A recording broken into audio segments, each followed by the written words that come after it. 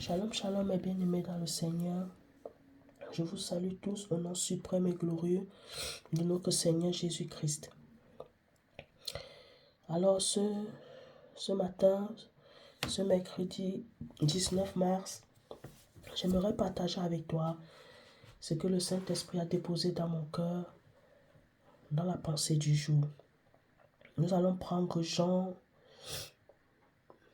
6, verset 44, qui nous dit « Nul ne peut venir à moi si le Père qui m'a envoyé ne l'attire, et je le ressusciterai au dernier jour. »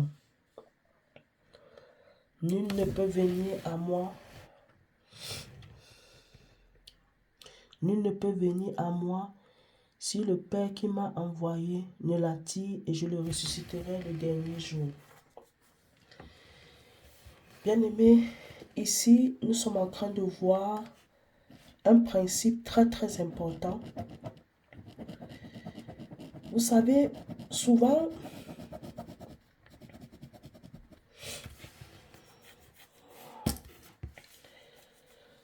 nous croyons que venir à Christ, être né de nouveau, donner son cœur à Jésus-Christ est une question que Dieu a déjà présélectionné des personnes. C'est comme si certains peuvent penser que Dieu a déjà écrit les gens qui seront sauvés ou qui ne seront pas sauvés. Non, bien-aimé. Lorsque Dieu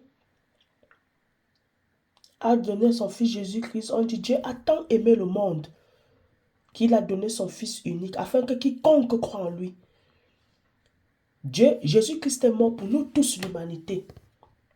Mais maintenant, pour que l'œuvre de la croix entre en vigueur, pour que l'œuvre de la croix soit effective, soit efficace, il est une question d'individualité. Ça veut dire que, personnellement, chacun de nous, nous devons ouvrir nos cœurs. Nous devons accepter la vérité qui émane de la parole de Dieu, qui émane de ce mystère, de l'œuvre de la croix. L'œuvre de la croix n'est plus vraiment un mystère, parce que nous connaissons son but. Nous connaissons son but, nous connaissons son auteur. Donc, bien aimé, nous pouvons comprendre par là que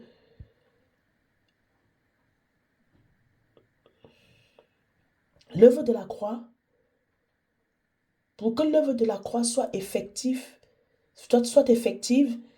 et un impact et une puissance dans la vie de l'homme produise le résultat que Dieu a destiné, il faut que l'homme lui-même, quiconque, donc ça veut dire, Dieu n'a pas dit que c'est un noir, un blanc, un jaune, un rouge. Dieu n'a pas dit c'est un juif, c'est un français, c'est un africain. Dieu a dit quiconque. Donc ça veut dire que le salut est disponible pour tout le monde. Mais maintenant, il y a une différence. Et c'est là où je vais m'appesantir. Et c'est là où on fait la différence. Et c'est là où Dieu, je crois pour ma part, fait la différence. C'est le cœur de tout un chacun de nous. C'est la volonté de tout un chacun de nous. Donc je peux dire ici, Dieu ne viendra pas t'imposer de donner ton cœur, ta vie à Jésus-Christ. Mais Dieu peut commencer, Dieu peut t'aider. Si toi tu le veux, si toi tu le désires.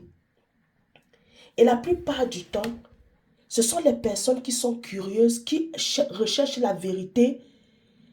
Les personnes qui aiment tout ce qui est mystérieux, qui aiment faire des recherches. Ce sont ces personnes-là que Dieu attire facilement à lui, que Dieu se révèle facilement à lui. Vous allez voir, quand tu commences à te poser les questions, pourquoi est-ce que j'existe? Qui a créé la terre? Qui a créé toutes ces choses? Quand on commence à s'intéresser à la création de Dieu, ça commence déjà à ouvrir à nous un mystère, un élément qui peut attirer Dieu à s'intéresser à nous.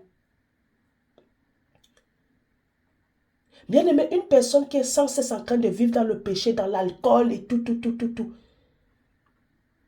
Cette personne-là, il sera difficile que Dieu l'attire à elle. Mis à part vraiment s'il y a une personne qui se tient à la brèche pour cette personne-là, pour prier afin que Dieu sauve l'âme de la personne. Mais je veux dire ici, venir à Dieu, venir à Jésus-Christ, la base d'abord c'est Dieu. C'est comme si en fait, j'ai l'impression comme si nous devons chercher à convaincre Dieu, nous devons chercher à séduire Dieu. Nous devons chercher à séduire Dieu, nous devons chercher à attirer Dieu à nous. Pour que Dieu, par la suite, nous attire à lui, à Jésus-Christ. Nous devons chercher à attirer l'attention de Dieu. Ce qui veut forcément dire que, comment tu peux attirer l'attention de Dieu pour que Dieu, après lui, t'attire à Jésus-Christ? Par tes questionnements, tu commences à t'interroger, tu commences à être curieux, tu commences à ressentir, avoir des sentiments d'un vide, tu commences à ressentir qu'il y a quelque chose de plus que ce que le monde veut te faire croire. Tu commences à croire que non, il y a un suprême, il y a un Dieu, il y a plus grand dans le monde, il y a plus grand sur la terre, il y a un être tout puissant qui est sur la terre, qui a créé cette terre. Tu commences à t'interroger sur toi-même, ta propre existence.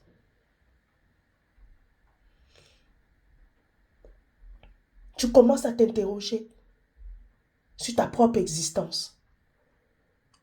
Donc je peux dire, le titre de mon exhortation, de ma pensée du jour, c'est la base, c'est Dieu. La base, c'est d'abord Dieu.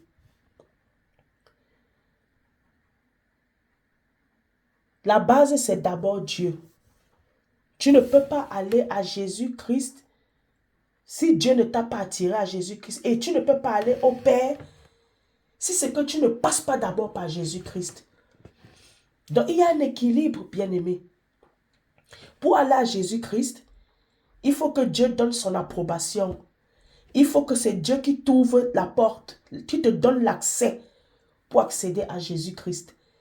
Et pour aller au Père maintenant, il faut passer par Jésus-Christ. Tu ne peux pas te lever du jour au matin. Tu te dis que tu veux aller à Jésus-Christ. Non. Il faut que Dieu ait mis en toi la pensée de l'éternité. Et tout homme a cette pensée de l'éternité dans son cœur. Voilà pourquoi à un moment donné, nous allons commencer à constater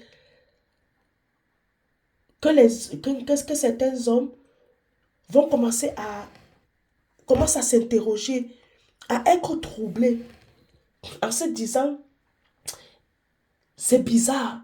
Il va commencer à ressentir qu'il y a quelque chose qui manque en lui, qui manque dans sa connaissance. La personne va vouloir fouiller, chercher, à comprendre, à connaître les profondeurs. En fait, ce que la personne recherche, c'est sa véritable identité. Et c'est seul Dieu qui peut mettre à disposition, qui peut nous faire retrouver, qui peut nous faire conquérir cette identité-là que nous avions perdue autrefois à cause du péché d'Adam et Ève. N'oubliez pas que tous ont péché et tous ont été privés de la gloire de Dieu. Bien-aimés, nous avons quelque chose en nous qui à un moment donné va venir réveiller certains souvenirs, certaines pensées, certains souvenirs, mais que on va se poser la question comme, comment est-ce que on connaît ça? Comment est-ce qu'on parvient à ça? Comment on peut avoir une telle pensée? Non, bien-aimé, parce que Dieu a mis en toi la pensée de l'éternité. L'être humain, à un moment donné, tout être humain qui a donné sa vie à Jésus-Christ, c'est parce qu'il savait que le monde, ce n'est pas réellement là où il doit être. Que le monde, ce n'est pas vraiment là où il doit être. On se sentira toujours, franchement, les véritables enfants de Dieu, quand tu es véritablement un enfant de Dieu, quand tu es véritablement, je ne sais pas comment expliquer ça, tu ressentiras que le monde, tu es étranger là-bas. Tu es étranger dans le monde. Tu ne te sentiras pas à l'aise. Tu ne te sentiras pas accompli. C'est pour ça que vous allez voir quelqu'un, il va faire le mal. Après, quand il se retrouve tout seul, il commence à pleurer. Il pleure pourquoi? Si c'est que sa place est réellement dans le monde. C'est parce que sa place n'est pas dans le monde. C'est parce qu'il n'est pas de ce monde. Mais il faut qu'il ait la révélation. Et justement, c'est Dieu qui a cette révélation-là. C'est Dieu qui nous attire par cette révélation. Mais pour ancrer vraiment dans ce plan, il faut vraiment qu'on soupire à Dieu. Il faut vraiment qu'on soupire à Dieu. Bien-aimé. Il faut vraiment que ceux qui connaissent la vérité et que la vérité les a affranchis, les disciples de Jésus-Christ, soient disposés, les ambassadeurs de Jésus, de Christ, les ambassadeurs de Christ, ceux-là qui ont reçu le ministère de la réconciliation, soient disposés et disponibles dans les moments favorables ou non de proclamer l'évangile, d'être prêts. Imaginons-nous un instant, si le diacre Philippe n'était pas allé dans le désert rencontrer l'eunuque éthiopien, est-ce que l'eunuque éthiopien serait retourné dans la bergerie? Est-ce que l'eunuque éthiopien aurait donné son cœur à Jésus-Christ? Il a fallu qu'il y ait quelqu'un. Il a fallu qu'il y ait quelqu'un. Bien-aimé, comme Dieu t'a attiré à lui, toi aussi, rends-toi disponible que lorsque Dieu voudra attirer d'autres personnes à lui, à Jésus-Christ, que toi, tu sois disponible à, comme le diacre Philippe, à faciliter la tâche à ces personnes-là. Que tu sois disposé, disponible pour aider ces personnes-là lorsqu'elles auront besoin de comprendre les réalités de la vie, les mystères de la vie. Les mystères de la vie. Oui, bien aimé, beaucoup de personnes ne viennent pas à Christ. Il y a beaucoup de personnes qui sont en train de s'interroger sur leur vie. Il y a beaucoup de personnes qui veulent comprendre c'est quoi le but de leur existence. Qui est l'auteur de leur vie? Il y a des personnes comme ça. Elles passent par des moments difficiles. Ces moments difficiles-là commencent à les troubler, commencent à les faire se remettre en... prendre conscience, se remettre en place. Ces personnes-là commencent à réfléchir sur leur vie. Justement, c'est à ces moments-là que le disciple de Jésus, le véritable disciple de Jésus doit être disposé et disponible pour répondre, pour être la réponse aux besoins de cette personne-là. Lorsqu'on dit que Dieu attire, nul ne peut passer, hein, c'est écrit quoi? Nul ne peut venir à moi si le Père qui m'a envoyé ne l'attire. Comment Dieu nous attire? C'est au travers de sa parole. C'est au travers des dons spirituels. La parole de connaissance, les prophéties, tous ces trucs-là. Mais il faut qu'il y ait un canal, un point de contact. Et le point de contact, bien aimé, ça peut être toi. Pas ton témoignage. La parole de Dieu dit, ils l'ont vaincu à cause du sang de l'agneau, à cause de la parole de leur témoignage.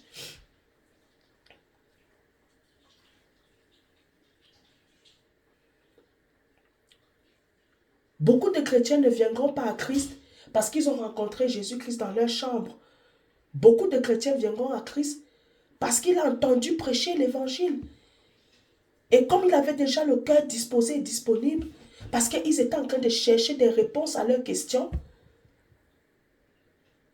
la parole de Dieu est tombée au bon moment, sur une terre fertile, une terre disposée à recevoir la parole de Dieu. Mais il faut qu'il y ait des Philippe. faut qu'il y ait un Philippe à ce moment-là. Parce que Dieu lui-même, il ne descendra pas et dit à la personne, viens avec moi. Non, Dieu passera par d'autres attirés pour attirer d'autres personnes. Tu as été attiré pour être tu as été attiré pour attirer. Mais c'est Dieu qui est le maître de ça. C'est Dieu qui nous équipe, qui nous mandate.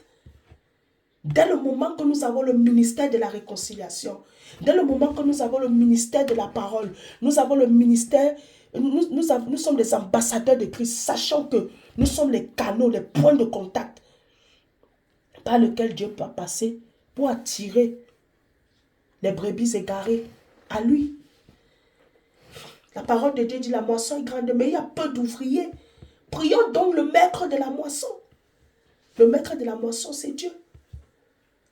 Le maître de la moisson, c'est Dieu. C'est Dieu qui attire les âmes à Jésus-Christ. Au travers de toi, bien-aimé, au travers de moi, au travers... Pardon. Au travers de ton témoignage, au travers de mon témoignage, au travers de ce que nous connaissons de lui, au travers de la parole, au travers de la lumière de la parole, au travers de la vérité qui émane de la parole. Bien-aimé,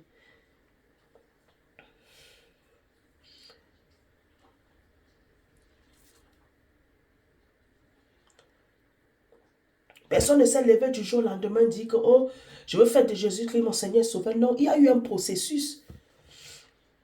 Il y a eu un processus. Il y a quelqu'un que Dieu va disposer pour commencer à te faire des clins d'œil, pour venir te séduire, t'attirer à Dieu. La personne va commencer à venir te parler de Jésus, de son amour, venir te parler, rendre son témoignage. Ça, c'est Dieu qui commence déjà son travail à t'attirer à lui. Attirer d'abord, à t'attirer à Jésus-Christ. Voilà pourquoi la parole de Dieu dit, Dieu a tant aimé le monde qu'il a donné son Fils unique, afin que quiconque croit en lui. Ça, c'est une parole d'attirance qui nous attire à Dieu. Dieu a donné son Fils. Donc, au travers de cet amour manifesté de Dieu, les hommes doivent venir, les hommes doivent venir à Christ. Cette parole-là ne doit pas retourner vers Dieu sans avoir accompli le but pour lequel elle a été annoncée. Elle a été envoyée.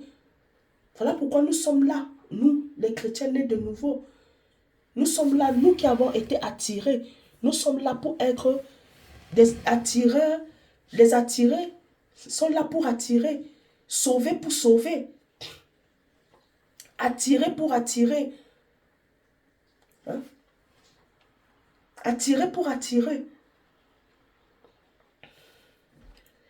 Ça veut dire que, bien-aimé, là où tu es, là où nous sommes là, notre but, c'est de collaborer avec Dieu, de travailler avec Dieu afin que son but soit atteint sur la terre. Et le but de Dieu, c'est de nous attirer à Jésus-Christ. Et Jésus-Christ, lui, son but, c'est de nous attirer au Père, de nous faire connaître le Père. Il est d'abord question de que Dieu d'abord, parce que c'est la volonté de Dieu, le ministère de la réconciliation, c'est la volonté de Dieu, le mystère, l'œuvre de la croix, c'est la volonté de Dieu. C'est la volonté de Dieu. Dans l'œuvre de la croix, dans l'œuvre de la croix, il y a la manifestation de l'amour de Dieu. Il y a aussi la manifestation de la justice de Dieu par la mort de Jésus-Christ. Et il y a la manifestation encore de Dieu par la dispensation de la grâce au travers de la résurrection. Au travers de la résurrection. Donc, bien aimé, attirer pour attirer. Dieu t'a attiré à Jésus pour que toi aussi à ton tour tu puisses attirer. Pas avec les moyens de Dieu. Parce que souvent nous remarquons que beaucoup de chrétiens, Leur conversion est banale, leur conversion n'est pas véritable. Parce que la manière dont ils sont venus à Christ, ils sont venus à Christ d'une manière biaisée, pas dans la vérité, pas avec un cœur sincère. C'est pour cela que nous voyons qu'à la longue, ces chrétiens-là, après, ils deviennent des problèmes, ils deviennent un sérieux problème au sein des assemblées, au sein de l'Église. Bien aimé, lorsqu'on t'attire à Jésus, lorsque Dieu t'attire à Jésus par le moyen de ceux-là qui sont déjà dans la bergerie, qui sont déjà des chrétiens, toi-même, tu dois commencer à t'intéresser, à connaître le fonctionnement de la bergerie. Il y aura des gens qui doivent t'aider, mais toi-même, tu dois chercher à connaître le fonctionnement de la bergerie, à connaître le bon berger. Et ça passe par ton intimité avec le Saint-Esprit, ton intimité avec Jésus-Christ. Tu ne seras pas là pour apprendre toujours au travers des autres. Non, il faut que toi aussi, tu puisses aussi apprendre aux autres ce que tu sais de Jésus-Christ au travers de la révélation qu'il t'a manifestée, qu'il t'a démontré, qu'il t'a révélé.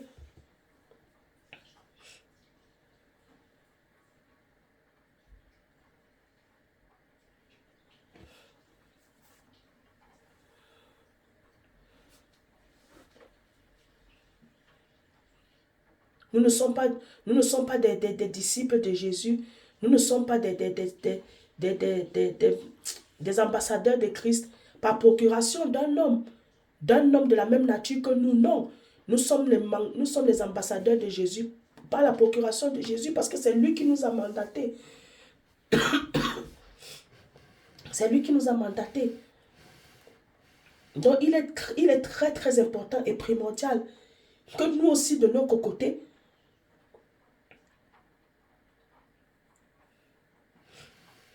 nous puissions chercher à le connaître lui personnellement, dans une intimité personnelle avec lui. Tu as 5 ans, 10 ans dans la foi, 3 ans dans la foi, mais tu es toujours en train de te référer à ce que les autres disent. Mais toi, qu'est-ce que Dieu te dit à toi? Qu'est-ce que Dieu te dit à toi? Qu'est-ce que Dieu te dit à toi? Comment peux-tu être ambassadeur de Christ et avoir été mandaté pour le ministère de la réconciliation si tu n'as aucune révélation de Dieu, de celui-là que tu sais, qui est ton maître, Jésus-Christ? Comment? À un moment donné, nous devons sortir de nos conforts, d'être des bébés spirituels. Nous devons arrêter de vouloir manger le lait. Le lait. Commençons à aspirer à manger de la nourriture solide.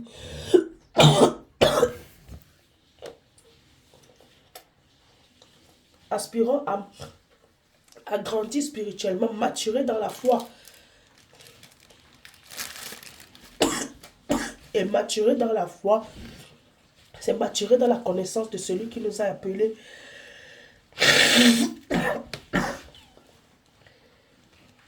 C'est maturer dans la connaissance, pardon, hein. Mais je suis un peu enrhumé. Je vous demande pardon pour ça. C'est de maturer dans la connaissance de celui qui nous a appelés des ténèbres à son admirable lumière. Jésus-Christ de Nazareth. Voilà, bien aimé. J'en ai fini. J'espère que le message est bien passé. Et je prie que si tu n'as réellement pas compris, que le Saint-Esprit t'amène dans ses profondeurs. Que le Saint-Esprit réécoute encore. Et que le Saint-Esprit t'éclaire. Que Dieu te bénisse abondamment. Paix et grâce chez toi. Bye bye.